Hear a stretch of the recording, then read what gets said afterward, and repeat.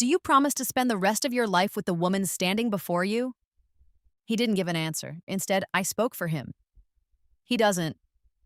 The people gathered there were shocked. I added, what a coincidence. I don't want to either. When Joseph took my hand from my father, his eyes wandered to the seats in front of the stage. I followed where he was looking and saw Stella. I kept quiet, pretending I didn't see anything. The officiant's voice echoed, Mr. Joseph, do you promise to take Miss Martha to be your wife, to love her, protect her, and support her through all the good times and the bad, whether you are rich or poor, for as long as you both shall live? Do you? Joseph pressed his lips together, still not saying a word. His eyes went back to Stella. The officiant asked the question again. Joseph still didn't answer. The place, which had been full of life, became very quiet and still. I reached out and took the microphone from the officiant. He doesn't, I said. My voice was calm and clear like a clap of thunder. Joseph quickly looked at me, surprised. The crowd gasped in shock. The officiant tried to fix the situation, opening his mouth to say something to ease the tension. But I had already started walking off the stage, slowly making my way down. I went to Stella, not paying attention to the tears in her eyes. Carefully, I took off my veil and put it on Stella's head, while everyone stared in confusion. Stella was startled by what I did and quickly stood up. Her face was pale, and tears were falling down her cheeks. Maybe she thought she wasn't to blame for any of this. But today was my wedding, so why was she also wearing a white dress? I grabbed Stella's wrist, holding it tightly so she couldn't get away. She stumbled as I pulled her onto the stage. I shoved the bouquet into her hands. The room was completely silent.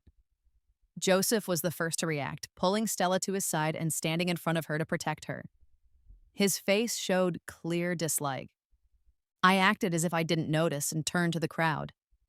It works out well because I don't want to either, I said, making sure every word was clear. As my words echoed through the room, the screen that had been showing photos of Joseph and me flickered. When it came back on, it showed pictures of Stella and Joseph together. There they were, holding hands on the beach, kissing on a Ferris wheel, and even posing for fancy wedding photos. The room was filled with whispers and guesses. I smiled brightly, not bothered by the stares. I'm sorry, everyone, I said, my voice steady. As you can see, the real couple today isn't Joseph and me. It's my sister, Stella. My actions completely embarrassed the Sue family. Joseph stood on the stage, his face red with shame, while Stella's face turned white as a ghost. As my father stormed out, many guests followed, leaving the Sue family behind, whispering curses. The wedding was called off. The Sue family's reputation in the business world was ruined, and their company's stock price dropped sharply. Joseph never thought I would reveal his affair with Stella so publicly.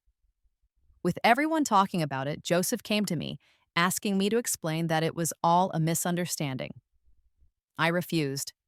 I went on with my life as if nothing had happened, giving my father updates on the company's performance as usual.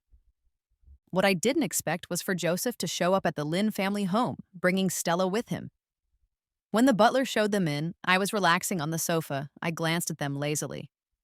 Stella looked awkward, wringing her hands, while Joseph's face didn't show any emotion. My father gestured for them to sit down. Stella clearly relaxed, pulling Joseph to sit close to her. When she looked at me, her eyes showed her resentment, which she tried to hide. Sister, you've misunderstood me, Stella said, her voice shaking, full of complaint, as if she was trying to explain herself. I gave her a dismissive look. Before I could speak, Joseph interrupted. Martha, I admit this is my fault, he said, his tone full of anger. But you didn't have to humiliate the Sue family like that. What good did it do you? Joseph's face was twisted with anger. I couldn't help but raise an eyebrow. Were they here to apologize? It sounded more like they came to accuse me. And yet you had no problem disgracing Martha, my father said, slamming his fist on the table, making Joseph flinch. Joseph opened his mouth but quickly changed his mind and stayed silent. Seeing this, Stella moved slightly away from Joseph, trying to distance herself. I found it amusing. I began to look at Stella carefully, my eyes lingering until they landed on her stomach. Stella instinctively covered her stomach, a useless attempt to hide the obvious. I laughed mockingly. Father, let it go. I can't just watch my sister have a child without being married, can I? Isn't that right, dear sister? My words turned Stella's face an ashen green. Joseph stopped pretending and stepped in front of her protectively. My father's expression became even darker. Stella opened her mouth several times but didn't dare to speak. Finally, my father broke the silence, his tone icy. I know what you want, but Martha has been groomed as my successor since she was a child. She spent years overseas getting the best education to prepare her. The Lynn Family Corporation will always belong to Martha. Don't even think about taking what isn't yours. His words were harsh, but I enjoyed every syllable. Stella's tears began to fall, hitting her arms like broken beads, her resentment flashing in her eyes again. Joseph frantically wiped her tears, pausing only to glare at me. I pretended not to notice, patting my father's hand to calm him. Seeing my lack of concern, my father's expression softened slightly. Leave, he said, dismissing them. Stella, humiliated, and Joseph, barely containing his anger, stood to leave. As they reached the door, my father sighed deeply, his face full of regret. If only Samuel were still here, he muttered. You should have married him. His words struck a chord, and my chest tightened with a pain I hadn't felt in years. Yes, I should have married him. I forced a smile for my father's sake, hoping to ease his worry. Hearing my father's words, Joseph stopped in his tracks.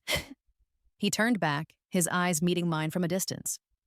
His brow furrowed, as if he was trying to figure something out. Suddenly, his eyes widened in realization. Grabbing Stella's arm, he quickly dragged her away. I watched Joseph leave, a smirk on my lips. Some secrets, it seems, refuse to stay hidden. After they left, I walked alone to the parking lot. I had barely taken a few steps when Joseph appeared. He pinned me against the wall, his expression wild and furious. His arms caged me in, blocking any escape. Joseph's eyes were tinged with red, his breath uneven as he leaned closer, his face just inches from mine. I frowned, feeling nauseous. Like a wild animal, Joseph suddenly grabbed my chin, his grip painful. In his eyes, I saw a hint of jealousy and rage. Martha, what do you mean by this? He asked. I forced a smirk, my eyes full of disdain. My silent mockery pushed Joseph over the edge. With a snarl, he threw a stack of photos at me. The sharp edge of one cut my skin, and I felt a sting as blood welled up. Among the scattered photos, one face caught my eye, the face I had longed for, a face I could never forget. I crouched down to pick them up. Don't you dare pick them up, Martha! I said don't! Joseph roared, grabbing my arm, trying to stop me. I pulled away, ignoring his protests. Perhaps the hatred in my eyes was too obvious because Joseph froze, his grip loosening. I picked up each photo one by one, examining them before gathering them neatly. In the end, Joseph slumped against the car, watching me in silence. His hands were clenched into fists, veins bulging with suppressed anger.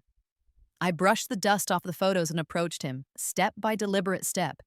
Mimicking his earlier actions, I gripped his chin firmly. I smiled, my voice cutting with each word like a blade slicing through him. Joseph, what a pity. You'll never measure up to your uncle. Joseph and I met because of a car accident. It was a bad one. One person died, one was injured. Joseph was the lucky one, escaping with minor scratches. The unlucky person was his uncle, Samuel. Our first proper meeting was at Samuel's memorial service. It was also the first time I met Joseph's mother, her face stained with tears. After the service, Joseph started asking to meet me often. Sometimes I agreed, sometimes I didn't. Later, he showed up with a bouquet of vibrant roses, kneeling on one knee to confess his feelings. I played with him, refusing to give a clear answer. When the Sue family's business started to fail, I stepped in to help them recover. Taking the opportunity, the Sue family proposed a marriage alliance. I didn't refuse. I hadn't yet gotten what I wanted. After leaving Joseph, I drove to the cemetery. The closer I got to the gravestone, the harder it was to hold back my tears. Though I had visited just yesterday, It felt like a long time had passed. After running away from the wedding, I came here. I wanted him to see me in my wedding dress. The dress was one he had custom designed for me years ago, back when we were together. Even the decorations at the wedding venue had been planned by the two of us. He was Samuel, the Samuel who had died in that car accident, Joseph's uncle.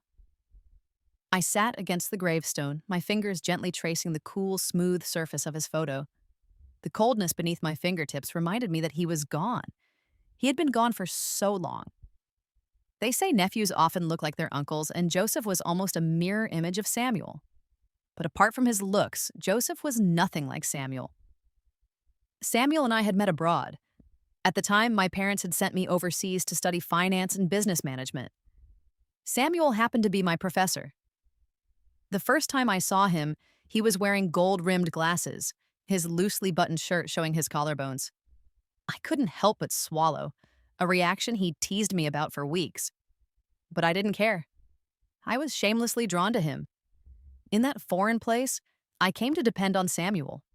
I, who once hated storms, started praying for thunder and lightning. All it took was a whispered, "Professor, I'm scared," and Samuel would appear at my side. Samuel was 9 years older than me. We were together for 4 years abroad. When we returned home, Samuel told me he wanted to take me to meet the most important woman in his life, his sister Patricia, Joseph's mother. The day Samuel died, we had plans. I was eagerly waiting for him to pick me up when I heard about his car accident. Samuel had died on his way to see me.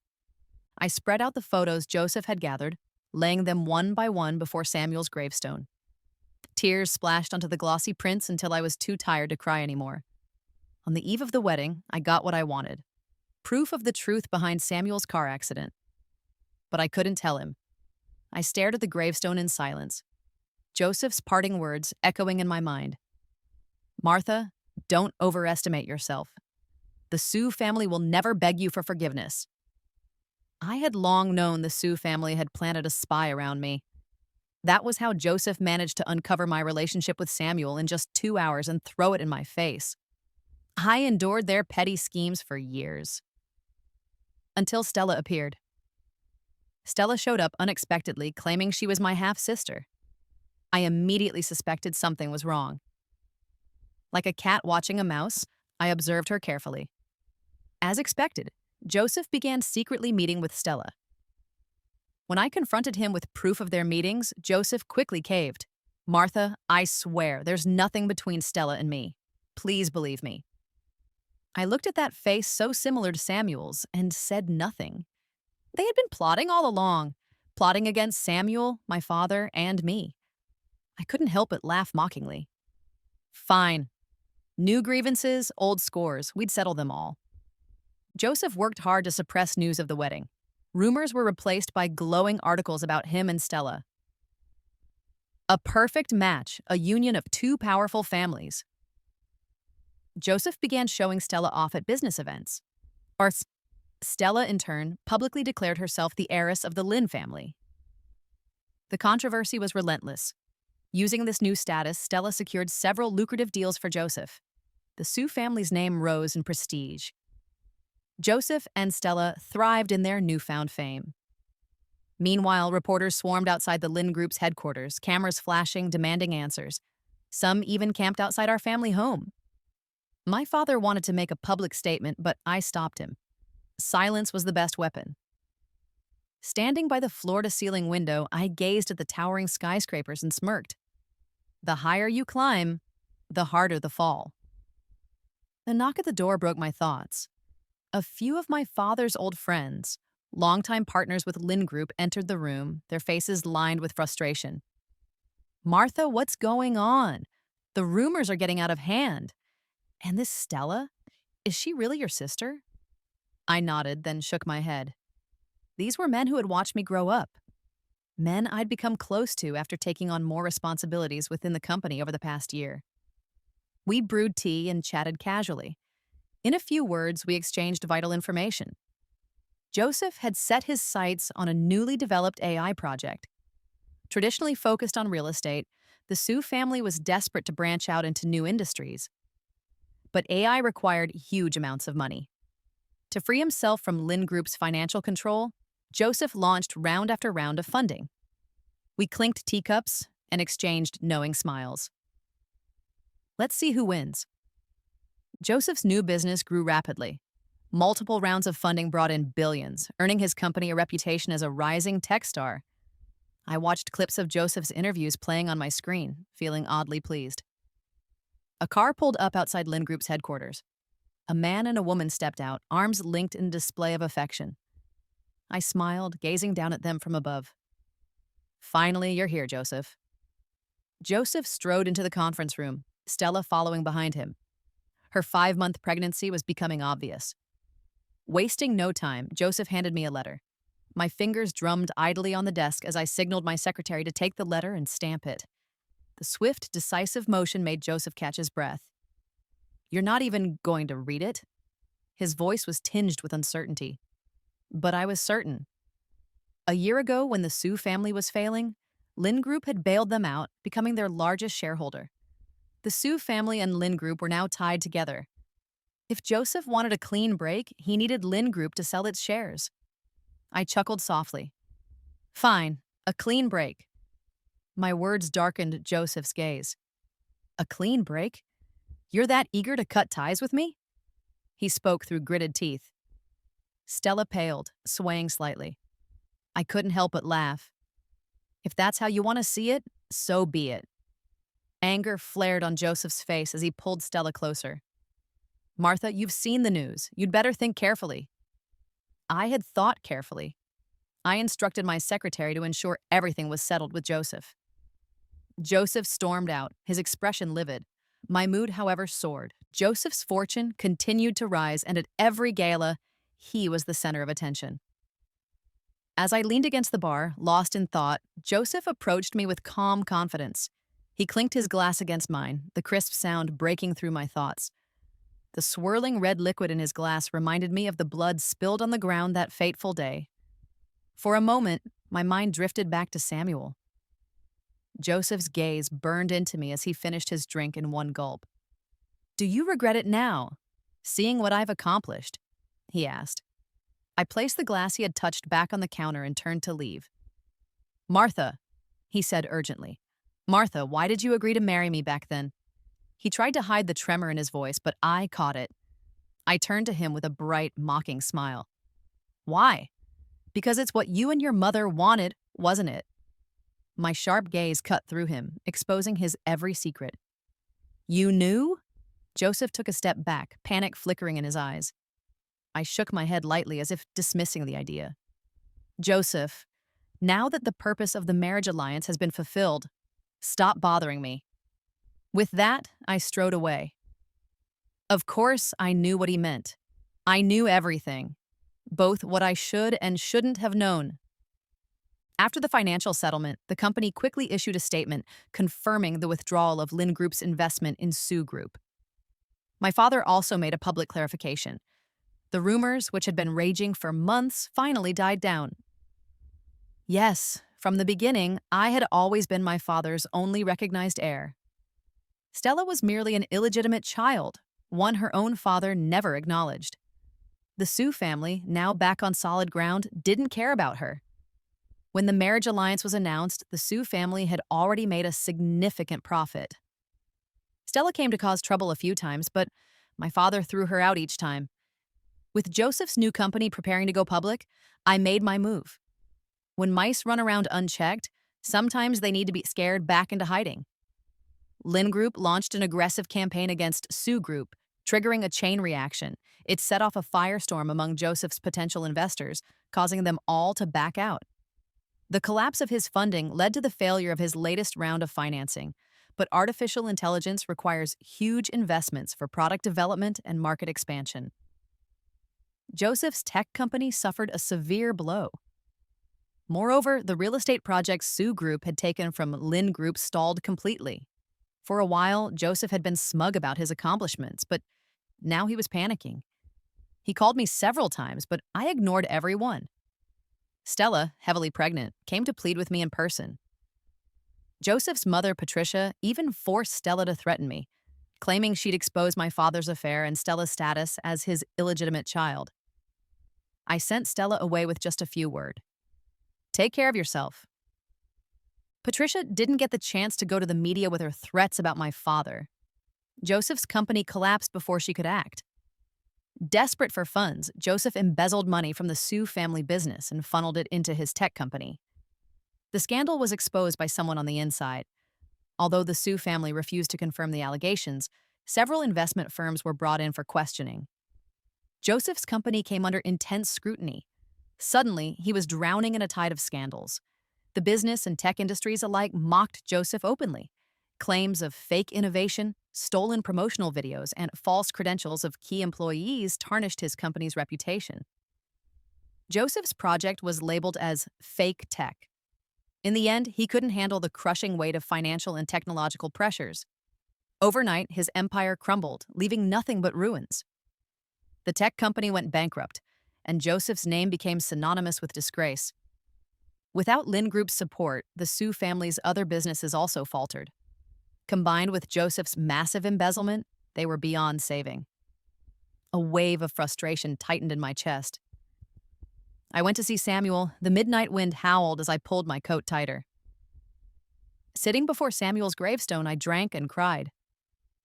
Samuel's dream had been to help Joseph protect the Sue family business until Joseph was ready to stand on his own. I had done the opposite of what Samuel would have wanted, but I didn't regret it. I spent the night talking to him, pouring my heart out until the first light of dawn appeared. In my haze, I thought I saw Samuel. His eyes were full of sadness and disappointment as he faded into the distance. I knew it. Samuel must blame me. Otherwise, why hadn't he visited me in over a year, and why did he choose to appear now? Pale and trembling, I reached out into the empty air, trying in vain to grasp something that wasn't there. I collapsed to the ground, sobbing uncontrollably. Samuel, you must blame me. Please don't. Please don't blame me. The first time I heard about Joseph wasn't after the car accident. It was through Samuel's stories. Samuel always talked about his nephew Joseph. He liked to compare us, calling both Joseph and me hopelessly clumsy. Even after we got together, Samuel would occasionally mention his sister, Patricia. It was one of the rare times Samuel showed a softer side, outside of his affection for me. I believed Samuel deeply loved his sister. Samuel often said Patricia had a hard life. Their parents died young, leaving Patricia to marry an older man, Joseph's father, just to provide for her younger brother. When Joseph's father passed away, Patricia was left to manage the failing Sue family business while caring for both Joseph and Samuel. Samuel, driven and capable, balanced his studies with helping Patricia run the company. Later, Patricia sent him abroad for further education. When I returned to the country after graduation, Samuel resigned from his teaching position overseas. The Sue family business was in trouble, and Samuel, worried about Patricia, decided to return to help. After coming back, I took over Lin Group while Samuel devoted himself to supporting the Sue family. He worked tirelessly, sacrificing his time and energy. None of us could have foreseen that his gratitude and loyalty would ultimately cost him his life. Sitting on the ground, I gazed at the star-filled night sky. My heart clenched and twisted in pain. I hated the truth I had uncovered. I mourned the injustice done to Samuel. Samuel's death wasn't an accident. That day, Joseph got into an argument with Samuel in the car. In a fit of rage, he tried to grab the steering wheel from Samuel's hands. No one saw the truck speeding toward them. If Samuel hadn't swerved at the last moment, changing the car's direction, Joseph would have been the one who died that day. After the crash, the police quickly sealed off the area. By the time I arrived, all I could see was destruction. I felt like my entire body had been filled with lead, leaving me paralyzed. I gasped for air, Samuel's presence seeming to fade with every breath I took. But I couldn't find him. When I finally reached the hospital, Samuel had already been pronounced dead and sent to the morgue. As I passed the patient rooms, I saw Patricia. She sat beside her son, Joseph, fussing over him and sobbing uncontrollably. I saw Joseph, too, lying in bed without a scratch worth mentioning. I had my father call the hospital administration. Alone, I walked into the morgue. My hands trembled as I lifted the white sheet. Samuel's face was covered in blood. He lay there, motionless. He hated being dirty, yet now his face was stained and grimy. I tried speaking to him, but he didn't respond.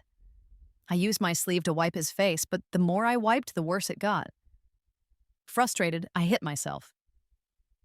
Why was I so useless that I couldn't even clean his face? I begged Samuel to open his eyes and look at me, but he stayed silent. His body grew colder and stiffer. Only then did I realize Samuel had left me for good. On the day of Samuel's funeral, the Sue family didn't make a big show of it. Patricia leaned against Joseph's shoulder, her tears flowing endlessly. I wanted to comfort her. She was Samuel's most cherished and respected sister. As I approached them, ready to speak, I overheard their conversation. In that moment, it felt like I had fallen into a frozen abyss. "Mom, why didn't you warn me about what you arranged? You nearly got me killed." "Mom, why did Uncle have to meddle in our family business?" "The police won't find out, right?"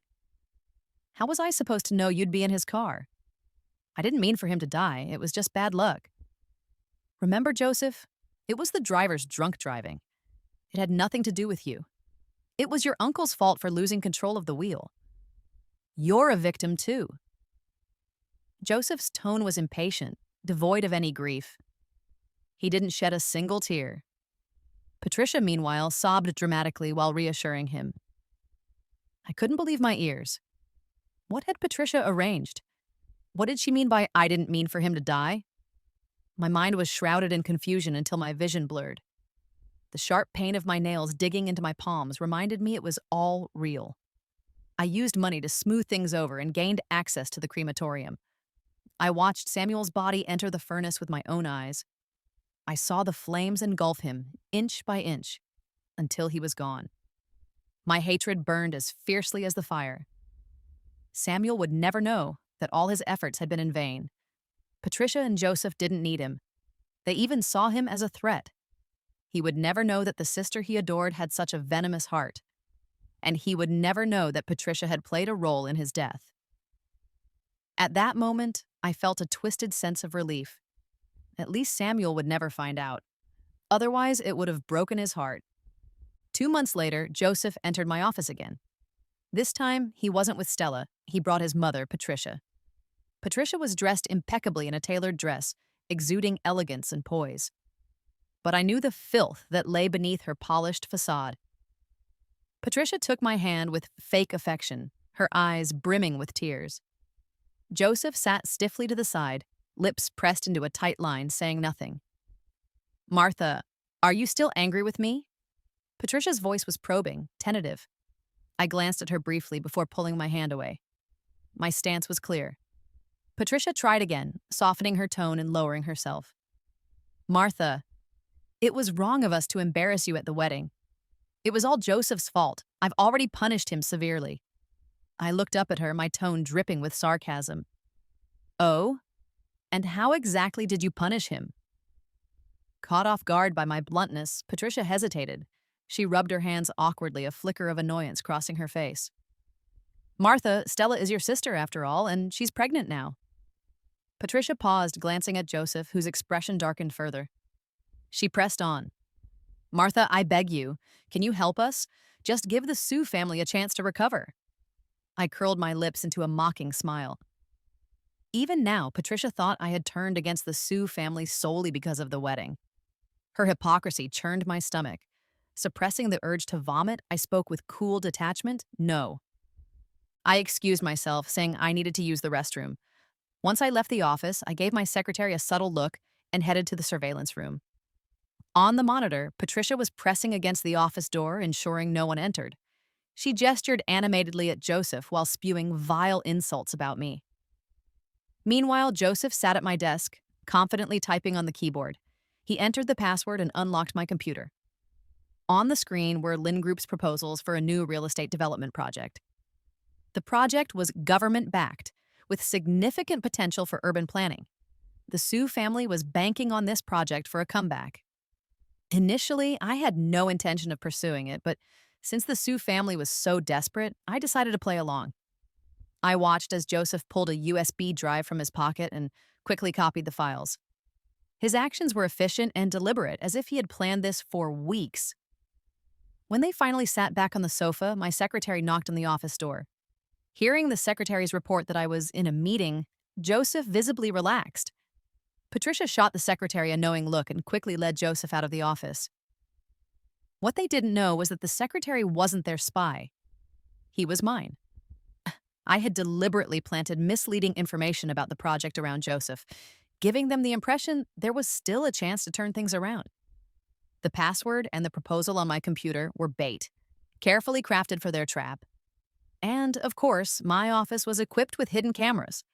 Every step they took was another strand of the web tightening around them. On the day of the project bidding, I attended as a silent observer. Joseph presented his proposal confidently, a slightly reworked version of the bait I had left for him. His pitch was polished, and the audience seemed impressed. At the end of his presentation, Joseph shot me a smug glance, his expression full of self-assurance. Little did he know, I had no interest in the project from the start. The result was predictable. Joseph secured the deal with the developers. Feigning disappointment, I left the venue, my heart soaring with excitement. Desperate to fund the project, Joseph secured another round of financing at a high cost. Patricia even mortgaged all of her properties. On the day construction began, Joseph and Patricia had just finished the ribbon-cutting ceremony when the work was abruptly halted. A crowd of angry locals swarmed the site, trapping Joseph and Patricia in the chaos. Before the police could intervene, they were shoved and manhandled, emerging disheveled and pale. When government officials finally arrived to mediate, Patricia looked like she had seen a ghost. Joseph demanded to know why construction was stopped, shouting at the officials. Patiently, they explained the situation. Patricia fainted on the spot, and Joseph collapsed into a chair, stunned.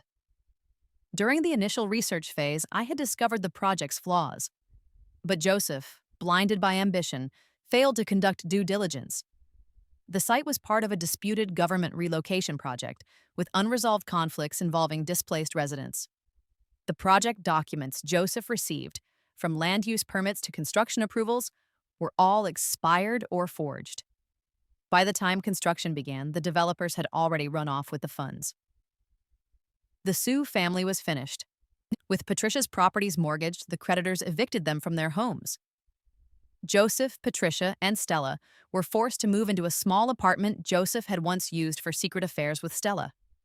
Heavily pregnant, Stella couldn't handle the cramped conditions. Patricia, already stressed and irritable, showed little patience for Stella's emotions.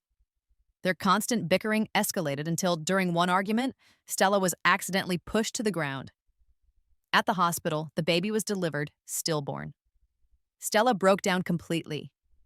When I arrived at the hospital, Joseph and Patricia were slumped in the hallway, their faces gray with exhaustion and despair. The moment Joseph saw me, his expression lit up with desperate hope. He rushed toward me, pulling me into a tight embrace before I could react. His voice trembled, weary and pleading. "Martha, I was wrong. Let's get back together. Please help me." Disgusted, I shoved him away. My secretary, ever prepared, handed me a disinfectant wipe from his bag. "Filthy," I muttered, wiping my hands. Joseph's face flushed red, then turned pale, his eyes darkening with hatred. His gaze burned with unspoken rage. After instructing my secretary to return to the company, Joseph snapped. Like a man possessed, he lunged at me, his hands wrapping around my neck. As the air thinned, my vision blurred. But before he could do any real harm, Joseph was thrown to the ground. The police had arrived. I had called them beforehand. With the surveillance footage from my office, I accused Joseph and Patricia of stealing trade secrets and attempted murder. As they were dragged away in handcuffs, they hurled insults at me. Before they were out of sight, I delivered my final blow. "By the way, I've acquired the Sue family business for next to nothing." Watching their faces twist in horror and defeat, I couldn't help but laugh.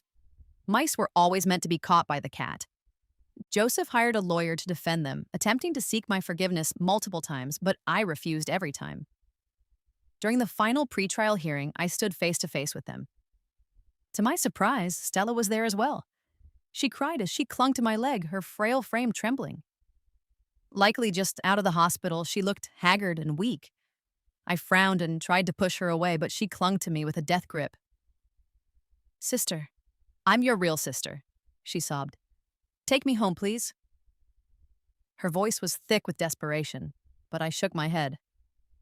Reaching into my bag, I pulled out a document and threw it at her feet. "Real sister? Are you talking about her?" As my words fell, Patricia's face drained of color, her terror palpable. Stella had been brought into my life by Patricia. It was Patricia who had orchestrated her appearance, who had pushed her into my father's life. Even the paternity test had been forged by Patricia. But I had uncovered the truth long ago. Stella wasn't my sister. She wasn't even my father's child. Patricia's schemes to take control of Lynn Group's assets knew no bounds. Stella stared at the real paternity test in her hands, collapsing to the ground in shock. What I didn't expect was for Patricia, once so proud, to suddenly fall to her knees with a loud thud. I instinctively stepped aside. Patricia lowered her head repeatedly, apologizing profusely. Dragging Joseph down with her, she forced him to kneel as well. Watching their display of regret, I felt nothing but revulsion. Like a ghost seeking revenge, I leaned in close, my voice a chilling whisper in their ears. "Did you think about this day when you plotted against Samuel and Lynn Group? Go and repay Samuel with your lives." Patricia stared at me in disbelief. I curled my lips into a cold smile and delivered my final blow. "Did I mention I was Samuel's fiancé?" I handed the evidence surrounding Samuel's accident over to the police. The complete chain of evidence left Patricia speechless. The truck driver was a gambler who had accepted $1 million bribe from Patricia to cause the accident. The original plan was to crash Samuel's car just enough to injure him, but Joseph's interference turned it into a tragedy. At the time, Patricia pretended to be shocked and claimed mental instability to avoid serious investigation. The driver was sentenced to just 7 years. Patricia had been meticulous, hiding the evidence of her crime and ensuring the driver's silence even in prison. It had taken me years of maneuvering and a significant effort to get the truth from the driver. Before I could fully gather the evidence, Patricia had brought Stella into play, her eyes glinting with greed. I played along, curious to see how far she would go. Pretending to be ignorant, I watched as they schemed against me, just as they had schemed against Samuel. Each revelation about their betrayal froze my heart anew. I decided to lift them to dizzying heights, only to tear the ground out from beneath them. I would destroy them, ensuring their disgrace for the rest of their lives. Leaving the courthouse that day, I finally exhaled. "Samuel, I've avenged you. Please don't blame me for acting on my own." When it was all over, I visited Samuel again. Leaves had fallen across his grave, and I carefully cleared them away. He had always loved cleanliness. I placed a large bouquet of blue statice on his gravestone, its soft fragrance filling the air. I wanted to tell him that my love for him would never die. Leaning against his gravestone, tears streamed down my face. "Samuel, I miss you so much," I whispered, stroking his photograph. "I'm sorry, Samuel," I said, my voice choking with sobs. "Samuel, you never got to propose to me. I told them I was your fiancé. You wouldn't be mad, would you?" "Samuel, look at this. Doesn't it look familiar?" From my bag, I retrieved a ring and slipped it onto my finger. The funeral director had given it to me, saying it had fallen from Samuel's pocket. After returning home, I fell gravely ill. In my fevered dreams, Samuel finally came to see me. It had been so long, but he had come. The sky was adorned with countless stars, like diamonds scattered across a galaxy. Blue flowers lined a luminous path leading to the stage. Amid the starry sea, Samuel appeared in a crisp white suit, holding a bouquet of pure white statice. He knelt before me, producing a diamond ring from his pocket. "Martha," he asked, his voice tender, "will you marry me in our next life?" Dressed in the wedding gown he had designed for me, I wept as I replied, "Samuel, I will."